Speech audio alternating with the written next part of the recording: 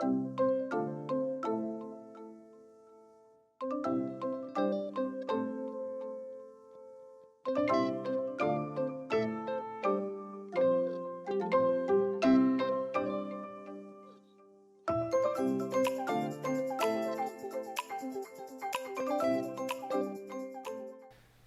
let's move on, and to show you, let's say, more scientific perspective, this was made by the Future Brand Institute, and it's so-called the Country Brand Index. And basically, it says that when we try to put countries into groups, there are 4 groups. The first one is the country brands. The second one is the so-called experience countries. Third one, status countries. And fourth one is countries. Countries which are not real brands because people don't really have ideas about those countries according to this Future Brand Country Brand Index. So when you look at the country brands, which countries you can see here? Switzerland, Germany, Japan, Canada, Norway, Sweden, United States, United Kingdom, France, Italy, United Arab Emirates, Iceland, Singapore, South Korea, and so on. Then, in the second group, the experience countries. What does this mean? Usually these countries are very famous for the tourism, but not so famous for their products, innovations, and so on.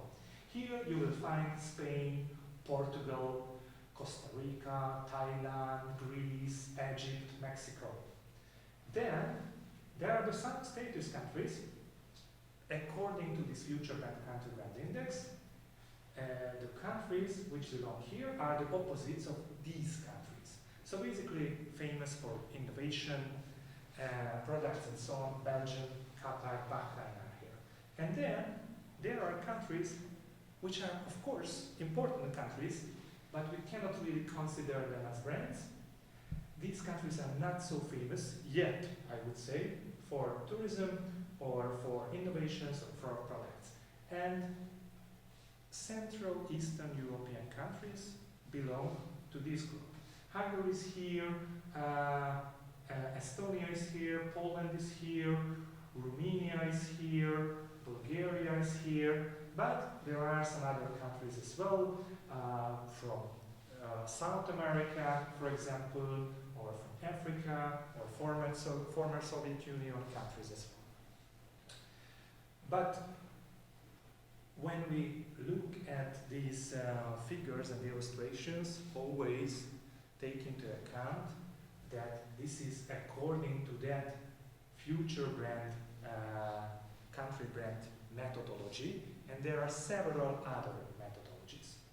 So don't be offended if you see your country somewhere here. I could be offended because Hungary is here, but this is also some kind of research, but some kind of interesting categorization as well. So how can we measure the value of a country brand? I have to admit that there are several books and publications on this topic. The first one was written by Philip Kotler, who is the father of marketing. Then I have already mentioned Simon Anholt's name, a British expert. He wrote several books. Then there is another British expert, Kate Dinney, who wrote a book titled Nation Branding. But there are also Indian authors as well, and Bulgarian authors as well. So to select probably the most famous one, it's the Anholt Nation Brands Index. There is a research company behind it. Formerly it was GFK, now it's Ipsos, a very well-known research company. And Anholt is coming from Simon Anholt, who is the biggest expert in this field. So what he invented is basically called the Nation Brand Hexagon. And according to their results, Which are the best countries? You will see here the recent results. According to the annual Nation Brands Index, the best nation or country, brand, so we always talk about image in this case, is Germany. Second one is France, then you can see Canada here, United Kingdom, Japan, United States, Italy, Switzerland, Sweden and Australia. Quite a few European countries actually, because Germany is here, France is here, Italy is here, Switzerland is here, and Sweden. So out of 10 countries, 5 are European countries. But let's consider this nation brand hexagon. What does this mean? We will see here tourism, then investment and immigration, export, governance, culture, and people. According to this model, when we think about a country, we can consider these things. Whether to travel there, and what can we think about the touristic things there. Whether to live there, study there, what to buy from that country. Does this country have famous brands or not? Then the governance, the foreign policy of the country. Then the culture, which can be the cultural heritage, but at the same time also the modern culture. And last but not least, people. Do we want to have friends from that country or not really? And basically, every year there is this ranking, the ranking of 50 countries. So I need to emphasize that not all of the United Nations countries are there, not the 193, only 50 countries. And I would like to show you one European example. The example is going to be Scotland, which is interesting in a way because it's part of the United Kingdom. Here you will see 0 and 50. In this case, this means the better result because this is the categorization of 50 countries. So what you will see here, in case of tourism, when people think about Scotland, does this country have vibrant cities and urban attractions, historic buildings and monuments, natural beauty? As you can see, yes, natural beauty definitely. Then, would we visit this country if money were no object? Yes, it's somewhere here. People prefer this country. Then what about investment and immigration? Willingness to live and work in that country. Quality of life, educational qualifications, business to invest in, equal opportunities. Then export.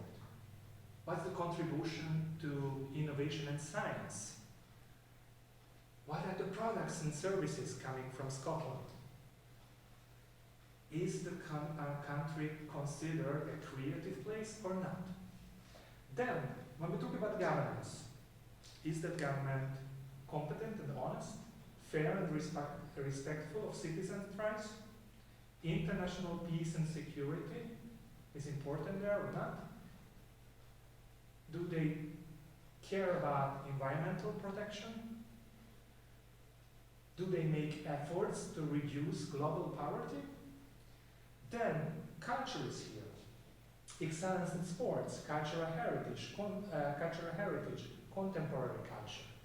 For example, it's very interesting that in case of Egypt, the cultural heritage is wow. And Egypt is really considered as a country which has a rich cultural heritage.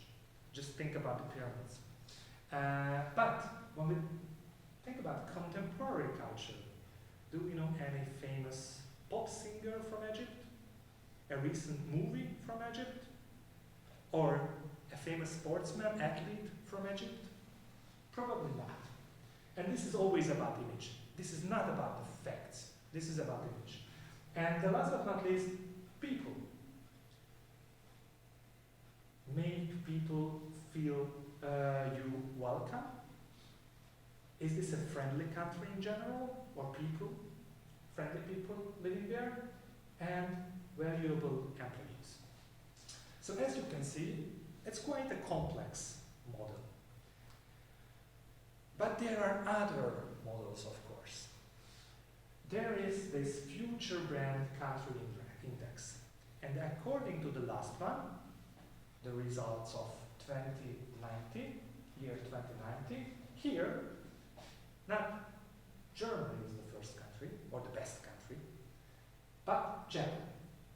And then Norway, Switzerland, Sweden, Finland, basically the Scandinavian countries of Europe. Then Germany is here, then Denmark, again a European country, then Canada, Austria, Luxembourg. So out of the first 10, basically 8 countries are European countries. Of course, for example, Switzerland is very famous for the brands of the country, chocolates or watches, wristwatches. Sweden is a place considered famous for its brands as well. Just think about IKEA. And also famous for the government, the foreign policy, and in general how they care about people. And if we move on, you will see New Zealand, United States, here Netherlands, Italy, again some European Union countries. And last but not least, to show you the third example, this is another research which was done by the Brand Finance Nation Brands, and it says that when we talk about the value of countries, value of country brands, then USA is the best, China is second, but as you can see here, China is growing. I mean, the value of the country brand is growing very quickly. Then Germany is here, then Japan, then United Kingdom. So also when we talk about countries, we can somehow calculate the value of the country brand. But how the country brand is formed? I would like to show you a very simple model. Basically, when we talk about countries, we can talk about the country as some kind of an objective thing. Or let's say this is the reality, but perception is always more important than reality. And here, what you can see here, the country brand, a person's gut feeling about the country. When you see the name of the country or hear the name of that country, what do you think of? The brands, famous people from there, or nothing really comes to your mind. And what we can see here is the country branding, which is a conscious process, creating and highlighting some particular characteristics of the country. But at the same time, do not forget that there are other elements in the consumer's perception.